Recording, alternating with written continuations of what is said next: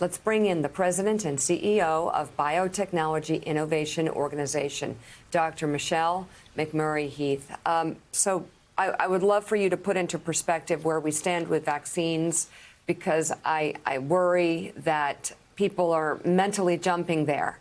And yet, if you look at the coronavirus map and you look at the death toll, I think the country, is it fair to say, is in a worse situation than it was when we thought we were at the peak? That is completely fair to say. And the easiest way to think about it is, Mika, is that we're close, but we're not all the way there. We have a final mile that is very, very important.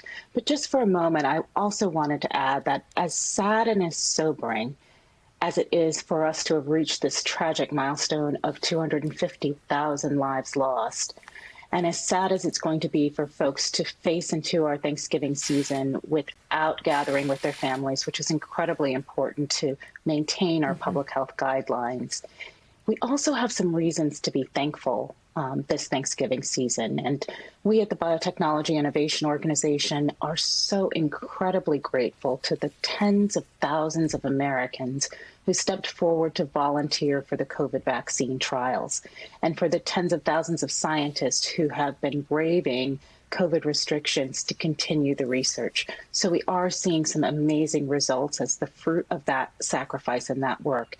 And so it's important to say it's really promising that at this point, just 9 months into the pandemic, we have 2 promising vaccine candidates already that are showing incredible results.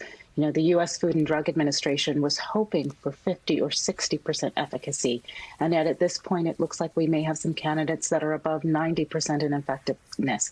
This is incredibly promising, but there are still important steps to go. It is staggering work done by those scientists and by those doctors in such a short period of time, as you know better than anybody. This usually takes years, and here we are 9 months looking for FDA approval.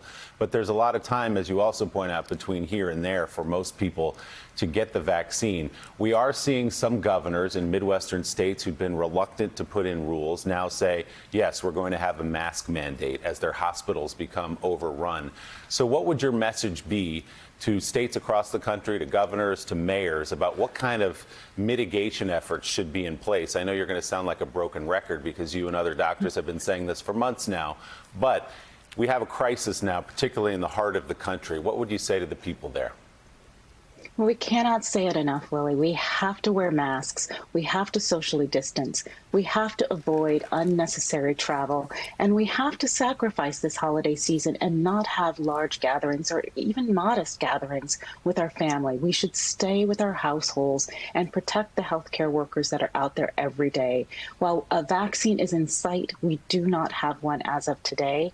We still have not had a full approval of a vaccine candidate yet. We're hoping that in December, the U.S. FDA just announced yesterday that December 8th and 9th, they're going to be convening their public advisory panel to hopefully review the Moderna and Pfizer vaccine data. So hopefully late December, early January, our healthcare workers who will be first in line may have access to a vaccine. But this is far away from the general public really being able to be vaccinated at their local doctor's office. And we have to stay strong. We have to continue to follow the public health guidelines.